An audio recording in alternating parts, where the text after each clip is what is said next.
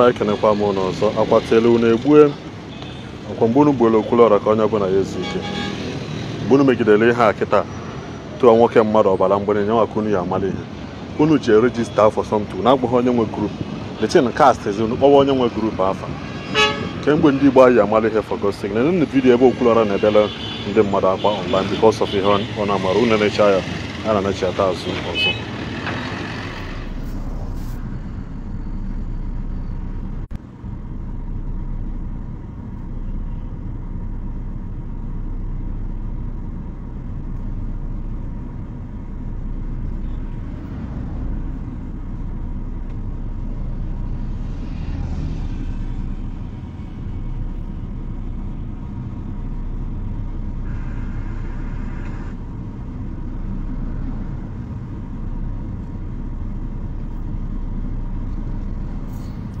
Everyone, good morning, good afternoon, and of course, a very good evening.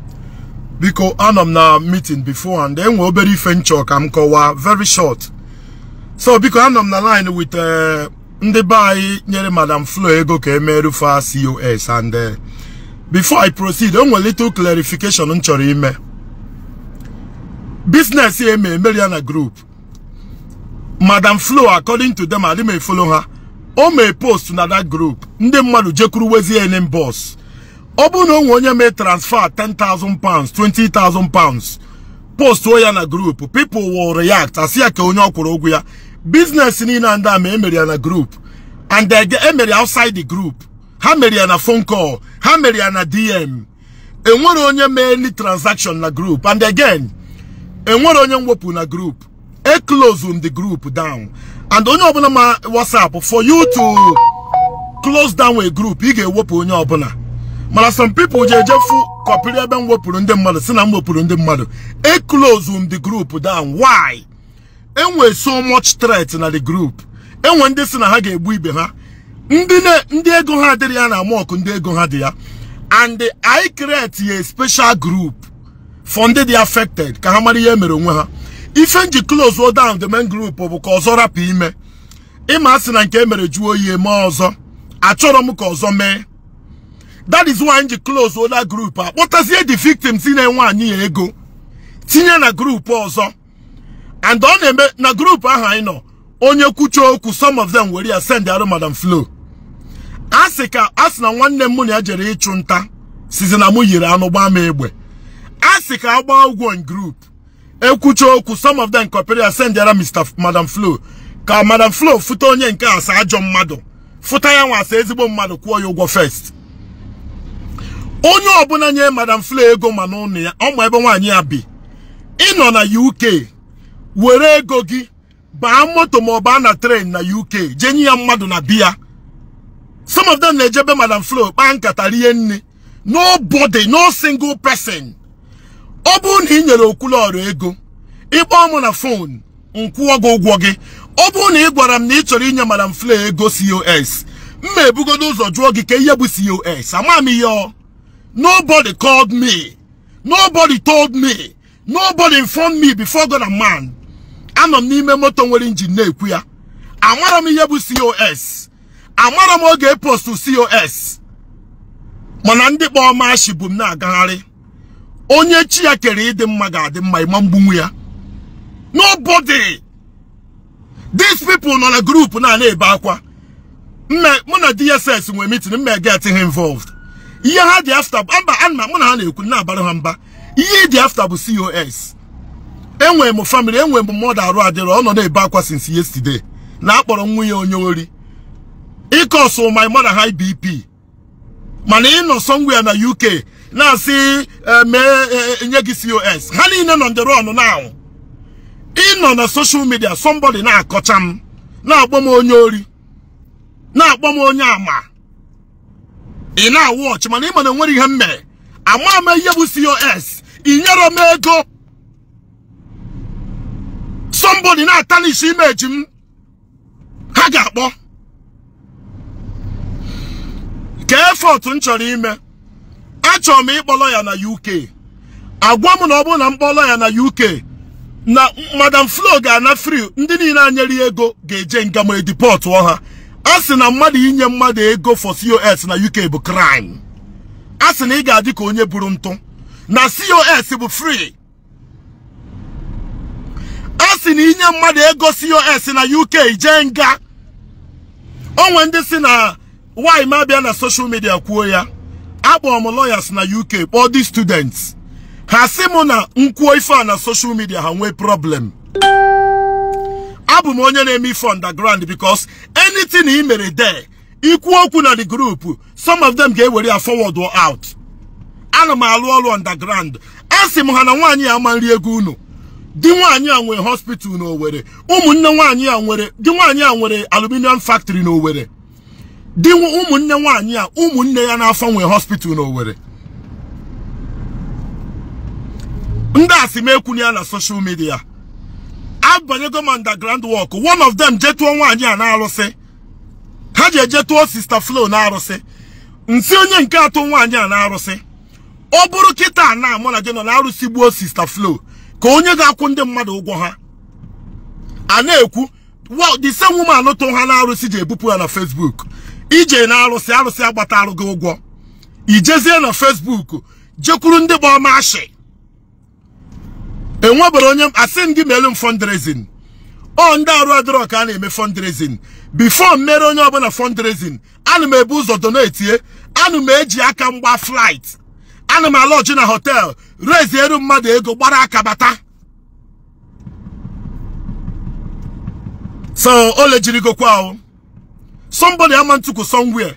Ị na-akpọ onye onwere ya omego onye ori. Ị ga-eprove ya. Ọ bụrụ na ejide gị, nobody's going to beat you. Ma ụmụ akwụkwọ, everybody's in trouble. Ụmụ akwụkwọ inye m ego mba. Ịgwa m maka COS mba. Ịgwa m na ị na-enye mmadụ ego mba. Isi na meput bere no fair fault inyere gị aka. Asị m ka m kpọọ lawyer. Ụmụ akwụkwọ si m akpọkwana lawyer. Na m kpọọ lawyer ha jee nga. Nsị ka m kpọọ polisi na UK. Enyego m nọmba ndị polisi, nye m dia email. Ka m contact ya British police. Ụmụ akwụkwọ si m ejekwa na nwa ahụ kpọọ polisi nsogbu adị. Onwe onye na-akpọ Okwuluora na London, Okwuluora na Woolwich.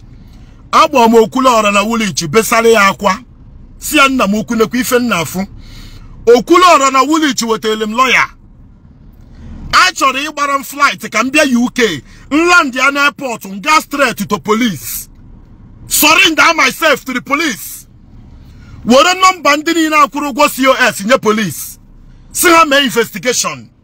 Ọ bụrụ na m nwa bụ Okwuluora, nwa Chukwu oke onye ụhọ n'ụgbọ ọka na Enugu steeti. Ọ bụrụ na mmadụ nyere m 1 naira for COS. In fact, ọ bụrụ na mma ihe bụ COS, police na UK tụọ m nga forever.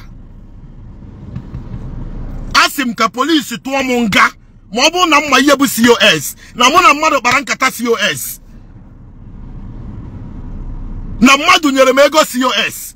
In fact, ọ bụrụ na m fụrụ ka ekwu maka COS, Chineke napụ m ihe njima mma. Ije buru afa m binye ndị ọ na-ewe iwe na Chineke bunye ime enu. For 32 years na ndụ m a, adị m useless. Anọ m na-agba mbọ. Enwere onye mere investigate my poverty, my rejection. Chineke bịa bunye nwa ogbenye enu obere. Onye amara onye jealousy, ilo na ịkpa asị. Anyị nọ n'Enugu steeti. Enwere onye nọ n'Enugu steeti aka m ele property. Customers m na watch. Enwere mmadụ nọ n'Enugu steeti a ka m ele property. Nleta 1 naira nwere anye ndị mmadụ. Nleta 2 naira nwere anye ndị mmadụ. Nleta 3 naira nwere anye ndị mmadụ. Ebe ọbụla m pụta people hụ ọgụ ọmụ na-ese foto. People mechasị na nna adọ crowd karịa steeti gọvanọ. Enwe ndị ọ na-ewe iwe. Enwe ndị arịrị na-egbu. Inecha m anya na-akọcha m. Amamihe bụ COS. Enwe onye nyelu m ego. Enwe onye gwara m na ọ na-enye mmadụ ego. Close m group maka a na-anụ ọgụ na group. Ndị abịa na WhatsApp na-anụ ọgụ na WhatsApp. Okwu ije ebe Sister Flo. Sister Flo nọ na bịa. Wait, ị nọ na London. Were ego gị nye onye nọ na London. Onye nọ na London rie ego gị. Kama ị ga-eje bịa na London, ị bịa na WhatsApp. Ha nọ na, let me call them now. Ha na-akpọ m. Ndị eriri ego ha. Onye nke a 42,000 pounds. Onye nke a nyere Sister Flo 42,000 pounds. Ano ma I hope no get pick. On akpobum. He were 42,000 pounds. So. Achozi mu ka yini neje UK police. Hana yom biko mejena. Chudi ki pick your call. Muna gina ba muna ga fugo oge mbia UK igonyelu perfume. Chotam. He were 42,000 pounds ginye mmado. Igwarom I don't know. Imbe ebe nwanyi abi. Jesus Christ. Come back, Baba. Please start calling. Start calling. Honey, ne Baba. Ogi ne mother ego borrow me next stress in my life. Onye bo ma shibezo worem tukurana na Facebook. Na melunka. Mani mana nwere yemme. How can I mwana zo ma akukondo? How can I take 1 naira belonging to a student? Sister Flo no be in the UK. Go there and take your money. You don't want to go. Okwuluora Ndigbo. Okay, one of them is calling. Hello, good afternoon. Good afternoon. Kusio kuikonne o.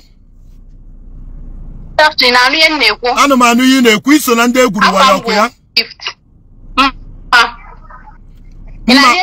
Yes, go ahead. Oh God. Whoop here. Off that phone. Off that phone, please. Go ahead, yeah. The line I draw clear. Call me again, please. You're going at the height of it. This is the height of it. Good afternoon. Hello? Good afternoon. Hello, sir. Gift. Thank you. Go ahead. Yeah, I'm one of the victims. Ndi Igbo. Okay. And the hell limbo 9 point something. Young 6,000 for Mado. Wait, equal the Sister Flo 9 point something million naira in naira.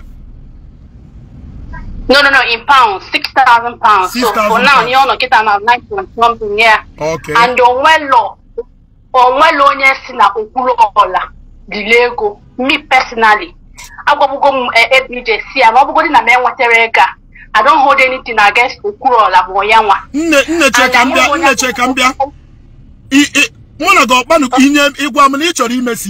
Did you tell me? Give myself when I get meet the one-on-one with the UK, I don't know. I'm going to be in person. I go on Facebook. I won't get anything. So, mo amalonya wuchoko milu. Amalo monye afunu bemia. Obuni ha adawa lokita. I don't want to see am all mado. Me personally, amalo monyo. I've never talked to him for once. Oh, one of you na group and him monyo. Oh, that woman no boru flow jena arose. Insia madam flow je go gibe ezioku. Aruse wo flow. How can others recover their money? And the 6,000 now will be go madu nye gi we me ya. I just came out. Eso mezo ha na eme di. I'm sick email or iya na ekwu email. I don't know what is wrong with that guy. If he can instead of protecting the how they affected, he's not trying to implicate them. Mwa oboro ma ogo kan na emelo mmadụ oboro achoro mia mmadụ ka mmelo ogo onye anye mego nkwuolia. So you are not part of achoro m listen. Oge m gwara unu na nchoro ije UK. Wait, oge m gwara unu na nchoro ije UK. Onorozi ya. O nwanyi nke akadi ya nwo last year ka mkpọ ya. Afia bụ Eugenia. O ya nwa kadi ya nwo last year. Egwukwere ya wayo. Good afternoon. Good afternoon. Turn down the volume of your list. Good afternoon. Yeah, good afternoon. Oh, I'm Eugenia, the widow in question. Why you don't say your name, Maka? Government might be watching. Can I PG Afage Chobagin email COS? Don't say your name. Okay. Okay. Yes.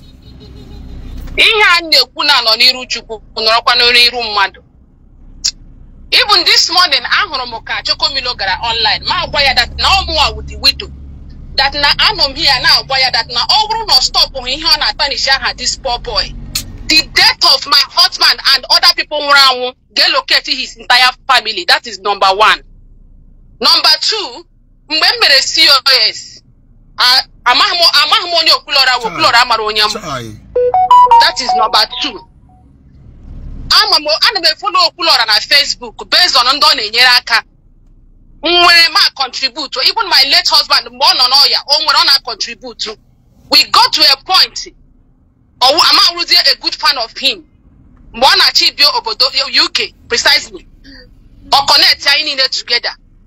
Even during the period of on a meeting as student, I was not opportune to meet him one-on-one. UK. I add an extra 2.something million. Where you knew my akwụkwọ school maka ụgwọ akwụkwọ. The record there. I will make any UK nye ụmụ akwụkwọ ka wee kwụ ụgwọ akwụkwọ hapụ inwe problem. So what I am not now, one Okwuluora amarohon for the best of my knowledge. Okwuluora amahom ayemere COS. Mona nyeme hu COS. Actually me but na after their group eba. We believe in getting our group and they zero already here. And how were the picture Madam Flo we made the profile picture. Only get 42,000 kanchore boketa. A guy money I meet to go na UK before, a very good guy. He joined your one 42,000 pounds. You couldn't call me. Should the big copy call like I'm gonna give you not very important. Mom call us in a mekan can very important keta. So uno ni no na trust COS. Somebody na tarnish image him na iri me egu nu na enwere ike pụtakwu okwu. You need to take his call. Biko ha boba. Please start calling. Unu nine start calling. And they will start calling. Unu nine ji number start calling. Ki ikwu ni mo onye mboda mo na go me business ni nye me ego. I want to understand. I want to understand all these things. I want to odeka. Emechi mi group maka unu chọrọ igbu onwe unu na group. E create ndị eriri ego ha group. Unu niile nọ na group agbawo. Unu niile ma ebe nwaanyị ya bi. Madam Flo nọ na bia na London kita. All of you nọ na UK. Some of you nọ na London. Achọ m ịkpọ lawyer. Unu si m akpọ na lawyer. Na lawyer ga-etinye unu na problem. Msi ka mkpọ police. Unu si m na mkpọ police. Onwe ndị na-asị m ha pụọ ha gbata ego ha. Mụ ha pụọ ha. How can I help? Ha chọrọ ka mkpọ lawyer. Ha chọrọ ka mkpọ police. Ha chọrọ ka mbịa UK jee na police. How can I help them? Ngwajenu na be Sister Flo. Unu achọrọ ije. Unu buru nwaanyị jee na arụsị. Unu buru mbujere ndị bụ ọmashi. Ndị bụ Africa people si like ya mụ na-enyelu m aka. Ha ga-ala hụ ụla n'abalị. Ị chọrọ ịbụ my friend. Achọrọ m ịbụ your friend. Ọ na-eso okwu. You want to be my friend. Inugo mi your character anya. I don't want to be your friend. Ine ekutom. Phone na dey hit yoko. Let me take a call back. Ellen no eku o. When you tell you one bit. I think network will provide. Oh my own phone no dey hit yoko we banyu onwe. Go ahead. Okay. Because ihe nchọrọ ịrịọ wụ Okwuluora biko ama m na anyị watire gị na ihe a na-eme now but ịhụna na ọwụghị intentional ọwụghị ebumnobi anyị ịghọtara. The thing is that Chokomido na-achọ onye o ji grow yi page so he's just an intruder.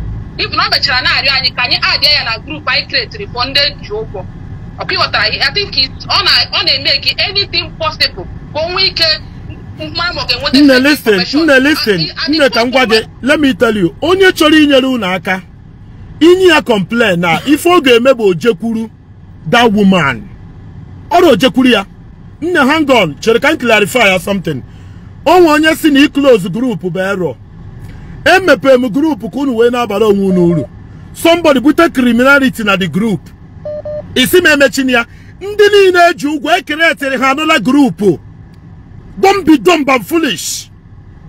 In a ụgwọ na group, ndị niile anye nwaanyị ego ma be ya. Nne, unu niile kwunu ji address Madam Flo. Yes, I the address. Kezi ihe mmadụ na-abara m mba na dissolve group. Ọ ka m rapụkwa group ka mmadụ gwuo mmadụ wayo there. Onye ma be ya, jide phone number ya, What everything about the person. On a WhatsApp group, okay, gonna battle your ugo. Eh? Can you mother and say unclose the group? Or could you say why you were up group na my name? Unclose all the group. Ndiri go hand no na group. Yes, I'm not a group. I'm a group. Yeah. Is it not better to close soku? Listen, group you can still access it. And when information actually were there, you can go back and take it. Just that name post also. That is the only thing there. Obu no message in a group how they can investigation. You can still get the message. Or is yoku? Kizi yana sina mechi group. Imechi group. E delete mu message in a group. No. E mechi ni miakunu rapi izuori na fama again. Keye melo.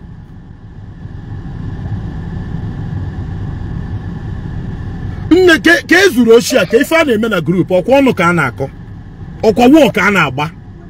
Why should I allow people to continue to threaten people?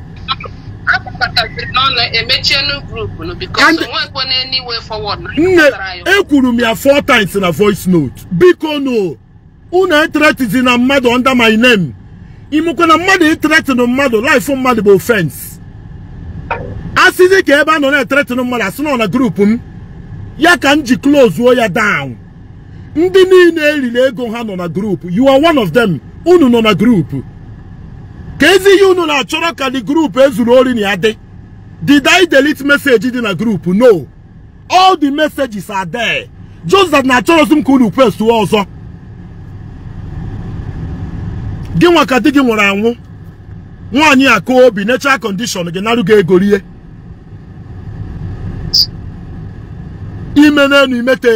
Why did you allow them to use the group? You close all the group. I said, why did you close it? Yeah? You they na group or they na the group. Somebody never na ekwueri. Iju only ka ga esi jebe nwanyi jego wetia. No, why did you close the group? Information needed in the group there. Everybody can see. All of them can see. Just that the mature came also, these people are threatening each other.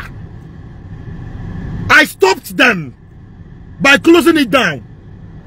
Obu Ishi for Sister Flo. Honey nature address is Sister Flo.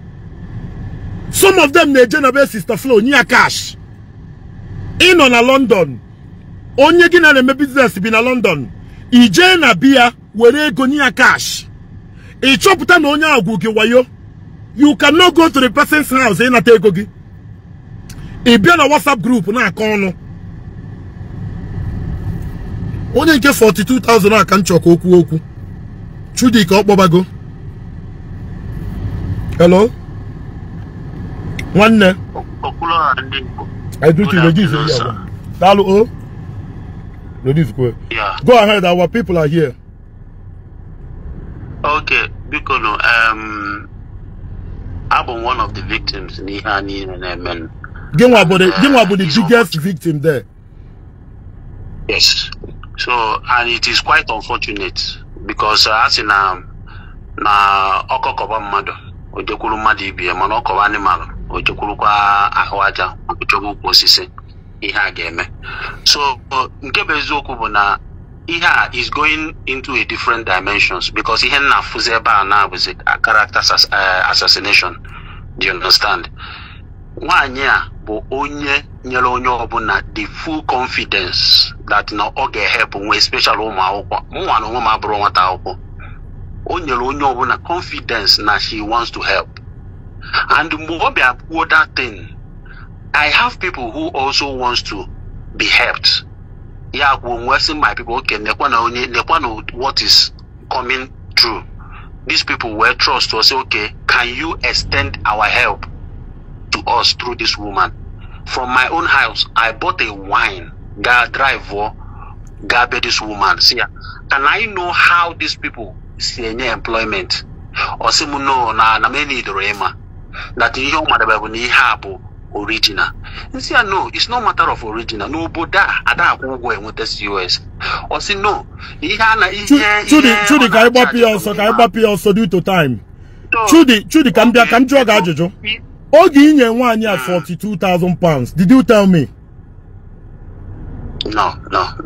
Chudi, individually. Unu mekiria individual na DM yokuya. Individually. Yes. Can you again? Yes. Ogi equal the 42. Kambia kai water o. Ogi equal the 42,000. He supposed to sleep in our group. No. Chudi okwe ma be this woman. Ije go be okwe ma bia. I'm a mobile, and most of the Niaquariego, Mabia. Obro mo unu niile ma bia. Yes. Onwa nyelu ga aka go to due to frustration. Ise mo refund oge ga and that refund go mia. Itinye moto gi for sale okwa eziokwu. Yes. Okwa anyị niile kpalụ nsị ka nya aka. The same day nsị ka nya aka ka one of you je na arụsị. Arụsị ọgbatago dị ụgwọ na. Individual. Chudi ka ego n'ihe eji ebugharị m na Facebook na unu nye m ego nlie na nliri ego ụmụ akwụkwọ. That is why even before my abogi na abogom chokomilo because onye abonye bu the main thing. Agwa me say leave Okwuluora and ABJ. These people were just the people who were admins na the group. They were not aware. ABJ bia ku okwu na the group. Or maro di self na visa apotabe. The okwu bu na based on na no offer that na ndi onye that fake certificate is out. Haji awrike ebe enye gi fake visa isi na eje obodo oyibo. That is it. And where the my idea? Brother, wait. Moge equals Cambia. Moge equals COS. Moge as in a fake apotago. Mogu nurega maramo. Until you people started calling me. Neguru no wayo. So here merable. I am using this medium to appeal to everyone involved, especially Chokomilo. That's in Anna Baru no Bono. No, look Anna Baru. Yes. No. Yeah, but he is even causing more damage because I find them on this business with the woman, individually with the woman. The woman is trying to exonerate herself that no matter not be victim. We are also working towards finding a way. I guess to recover this. Brother, can you go when you were covered question and answer? Actually, me police na UK. Okuno se mapona. No, because Olubia na here police, no. Actually, maybe UK where I come to police station. Okuno se major na. Yeah, because actually me get the DSS involved. Okwasi major na.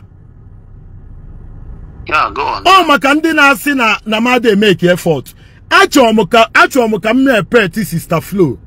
Kona akudi ugo bere. Eburu nwanyị jebe na arụsị. That is even what we are trying to do, but the woman is not complying. Also, that nigga draw, and then they water the money. As in, they water the money. Can this woman? They are also disturbing everybody. One day. Do you know? Nandini na send the sister flow threats. No forward on hanine to her lawyer. A document ya hanine. Do you know? Okwagwa muni na group. Uno di careful. Brother, I want to Chudi Igbo a very good guy.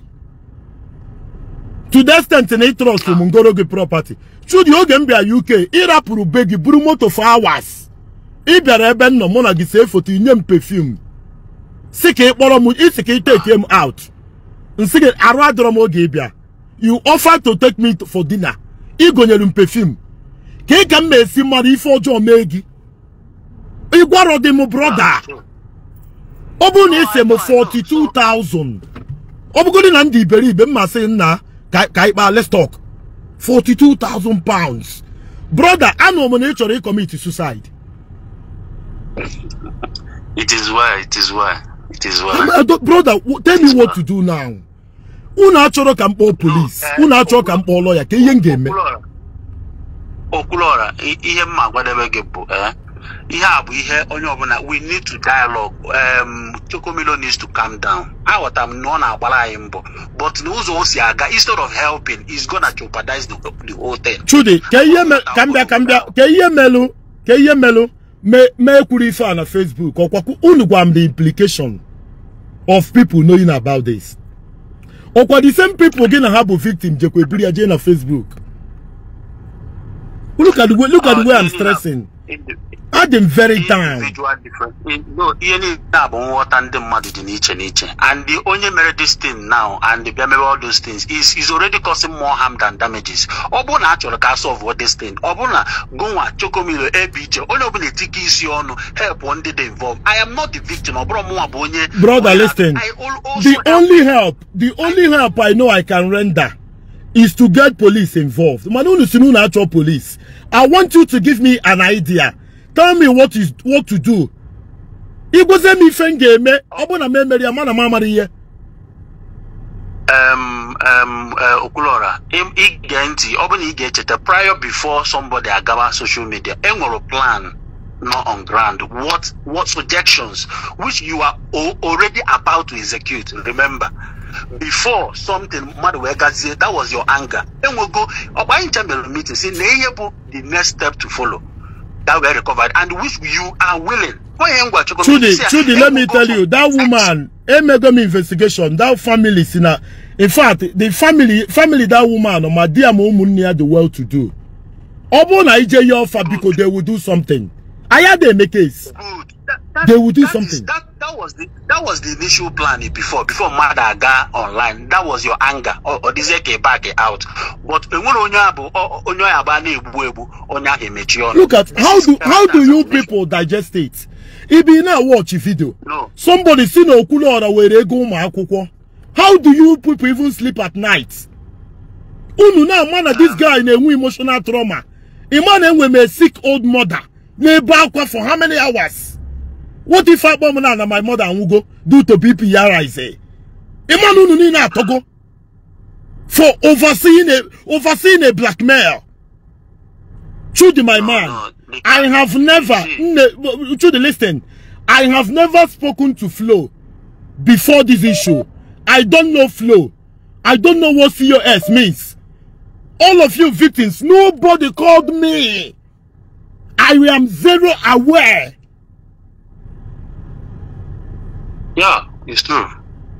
It's true. Ndi boro ma siburum na agahari. Ebe obu na itirishi na Facebook Okwuluora. Ebe obu na Okwuluora. Ebe obu na Okwuluora. Ike ife mmelo. My brother, ihe ma whatever go na mmiri socha ga agbacha. Akpogo mu choko. Nwa gwa gi si ana agwogo me ato no da. Na ndo na atinyere aka si ana oburo this way is the best. Aye enwego something already planned before now. Nwanne mbutuo. Ihe ni na abonwa whatever that does not kill you makes you stronger. Happen. And the more I believe in Anyawa no Webu Choko na go and ABJ Getikaka, Nyelu Igbo aka, Igbo no eba need you na help. And me nyeke dasu no muzurego. Brother, namzurego. Opa mu na eba as one of the people involved na wagin enwere gizuru. Whatever see happen. I'm saying enwere gizu. Do not fear, see a clear heart fear no accusation. Brother, asu no madu ngogodo ewu na aka. Fear no accusation. So once again, Apple, let this thing not weigh you down. Or one I work and here wake it down. I know I did involve. Why can think see actually man all those things is a very big problem. So Apple, just to whip your please tell one more person from your group to call, please. Oh God, Jesus Christ. How can I please people? How can you comfortably sit? Na bari ni ekuto onye maro. Onye nwere yo megi due to hate, envy. Ndi Igbo na-eme invite n'obodo Oyibo, a na-eme invite in America, a na-eme invite na Canada. Ifu ebe ya n'ụwa niile na-ese foto ị na-anwụ. Igbo, are you going to take my position?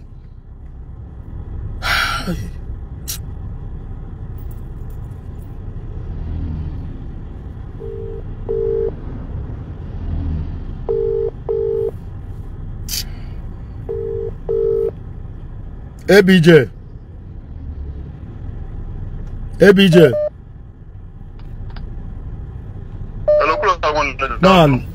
Man, I'm achieving something stupid. I'm 33 years of age. This is my lowest as a man. And when a brave man like me na agwa gị na ọ ga-eme ife, he will do. Ịma na achọrọ m ije UK. ABJ, unu gwa m na ọ bụ na m jee police na UK na ndị niile kwụrụ ụgwọ COS will go down. ABJ, that was why I pulled back. I don't want anybody to go down. I want everybody to go up. I wanted to surrender myself to the police. Police is saying na WhatsApp on correct, not a crime on a UK law. I should go to jail. ABJ, don't tell me one the way to come, brother, please. When you see a man going down, allow him to voice his grievances. ABJ, I cannot continue to watch people call me names. ABJ, I have never stolen before. ABJ, I love to give and not to take. In a WhatsApp group with my enemy secret. Nankema they go too much in Ndi Igbo. Okwuluora, that I'm doing too much. That they will bring me down. ABJ, these people recruit to people and now create a fake account when I buy in the internet. ABJ, you don't expect me to cool down. I want in my century, man, double and may you got bloody. It will be bad.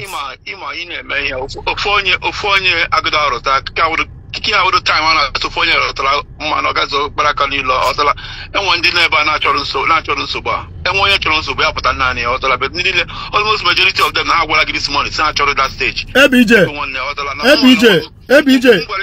ABJ, wait. When I came to the UK, on we got to Kotanyem. Give one on what give you a ballum ticket in the beyond when done a wee way. Apart from Ega to Kotanyem, ABG work with £2,000, so that's ya move gorife. The first time on the UK, ABG you were a card £1,800. Simu we go yob and chorigo. Obu na ne togi. And when done a wee way. Hasini na hijack him. Namada Bihanso.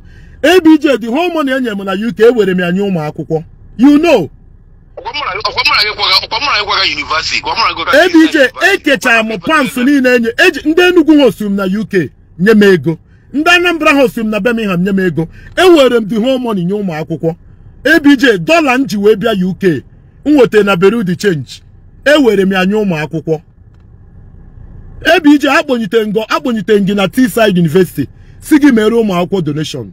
ABJ, you gave them money. ABJ, was I want to be your brother. I have never seen a man as humble as you. ABJ, umazi na akpari gị na group. Ina pamper her with love. Nwa bia UK oforo.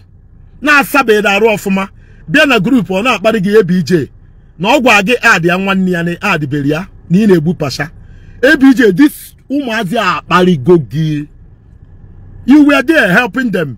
ABJ, nwere ụdị knowledge inyebere ụmụ akwụkwọ a. Nwere ụdị emotional support inyebere. ABJ, nwere ụdị financial support inyebere ụmụ akwụkwọ a.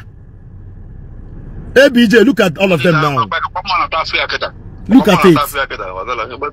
Ni na-eme ka ọ dịrị ha mma.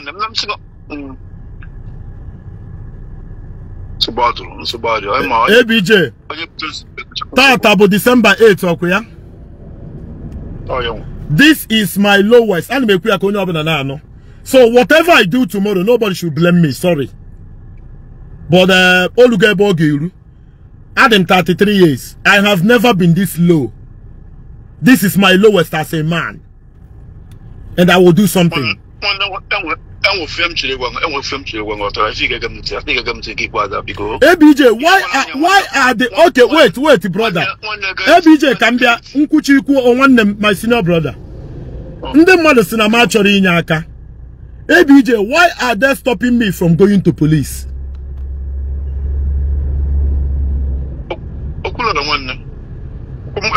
Before. Ndi na agbara mbọ adi 10 mmadụ 9 kwetere na mgbe na agba mmadụ 8 kwetere mgbe na agbara fa ọ fọ onye na mmadụ ọ fọ onye abụọ ga recruit na-eme ihe na kosi niile na-eme na ọtala agịrị ekwu maka ihe ofu onye mere ndị ọzọ taa afụ nwanne anyị back up ndị ego ha ala for real we gbala mbọ nwanne onye na-agbakọ n'ụwa nwanne oriri mkpịsị aka gị onye na-achaghị ụka na-eme ihe niile na-eme ihe ọ na-eme na recruit ya na Facebook ha eruru mkpịsị aka gị Okwuluora agwara m gị ihe before. What matters now is their heads. What matters now is their heads. ABJ, tell me why I should not leave Nigeria for UK on Monday. At Land airport in Jena police direct.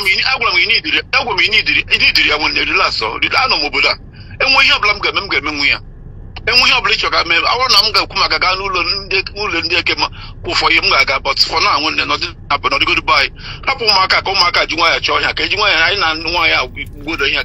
ABJ, why Madugeji to Kurana? Ine Kutonyo Wuri Yomegi. Onye gini ada zana.